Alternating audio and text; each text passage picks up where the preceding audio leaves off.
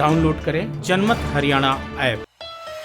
हरियाणा में किसान अपनी कमाई को बढ़ाने के लिए तरह तरह की खेती करने लगे हैं। जहां किसान अब परंपरागत खेती से हटकर सब्जियों की खेती पर भी ध्यान दे रहे हैं। वहीं इसी को लेकर जनमत हरियाणा की टीम ने करनाल में किसानों की राय जानी, जिसमें हमारी टीम ने गांव मंसूरी में रहने वाले सरजीत सिंह से जाना कि वो अपनी कमाई को किस तरह से बढ़ाने में लगे हुए हैं। किसान सरजीत सिंह ने बताया कि वो पहले गेहूं और धान की फसल कर रहे थे, लेकिन अब उन्होंने पहले नेट हाउस से काम शुरू किया और अब प्रोटेक्टेड कल्टीवेशन कर रहे हैं, जिसमें वह 1 एकड़ से 1 साल में 6 से 7 लाख का फायदा ले रहे हैं। साथ ही उन्होंने कहा कि सरकार और विभाग उनका अच्छी तरह से सहयोग करता है।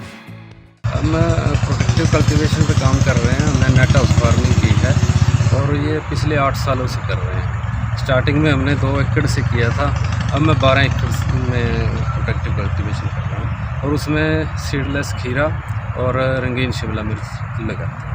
प्रोटेक्टिव कल्टीवेशन में जैसे शिमला मिर्च है वो उसकी क्वालिटी बहुत अच्छी आती है। जैसे ड्रिप इरिगेशन से पानी देते हैं उसको और उसमें न्यूट्रिएंट्स पूरी पर्याप्त मात्रा में जितने उसकी ज़रूरत होती है उस हिसाब से जाते हैं। उसकी स्टैकिंग की जाती है और उसमें प्रूनिंग की जाती है। इस तरह उसको proper sunlight, proper nutrients, proper aeration मिलता है तो उसकी क्वालिटी बहुत अच्छी होती है। इसलिए दूसरे ओपन फील्ड के मुकाबले हमें रेट अच्छा मिलता है। लेकिन सरकार की तरफ से हमें स्ट्रक्चर लगाने में सब्सिडी दी जाती है और जो पहली फसल लगती है उस पर भी हमें सब्सिडी दी जाती है और बीच में जैसे फर्टिलाइज़र वगैरह इन पर भी सब्सिडी दी जाती है और विभाग की तरफ से भी काफ़ी सहयोग मिलता रहता है। हमें ट्रेनिंग वगैरह दी जाती है। आने वाले टाइम में हम जैसे हमारे 35 एकड़ हैं उसमें से 12 एकड़ में हम हॉर्टिकल्चर क्रॉप पे आ गए हैं तो हमारा यही प्लान है कि 90% हम हॉर्टिकल्चर पे ही जाएं। इससे इनकम भी बढ़ी है और इससे पानी की भी बचत हो रही है। बहुत अच्छी बात है। सरकार का प्रयास बहुत अच्छा है, वो बार बार मोटिवेट करते हैं और विभाग के जरिए हमें मोटिवेट करते रहते हैं।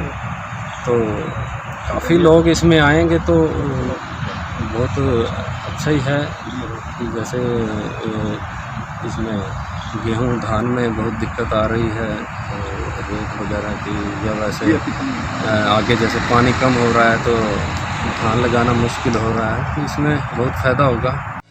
वहीं district horticulture officer Madan Lal का कहना है कि किसानों के लिए सरकार ने अच्छी स्कीम चला रखी है। वहीं अगर किसान सब्जियों की तरफ आ रहा है तो नुकसान होने पर सरकार ने भावांतर योजना बनी है और अगर किसान परंपरागत खेती से बदलाव चाहते हैं तो कई तरह से सब्सिडी की सरकार की ओर से मिलती है। सरकार ने प्रोटेक्टेड कल्टीवेशन में आज भी प्रोविजन है। सरकार एक किसान को 1 एकड़ पे 65% सब्सिडी दे रही है। जो मार्केटिंग का काम है, किसान हम समय समय पर गाइड करते रहते हैं, लेकिन किसान करता स्वयं ही है।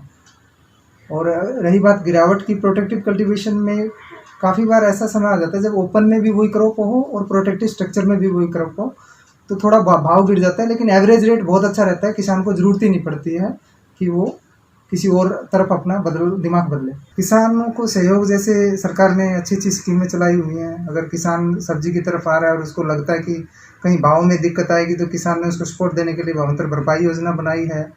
और जैसे कोई अगर अपनी खेती से, परंपरागत खेती से बदलाव चाहता है तो हम सरकार के विभिन्न मदों पर सब्सिडी का प्रोविज़न है। कोई भी अगर वो कंपोनेंट अडोप्ट करना चाहेगा तो सरकार उसको मदद करती है।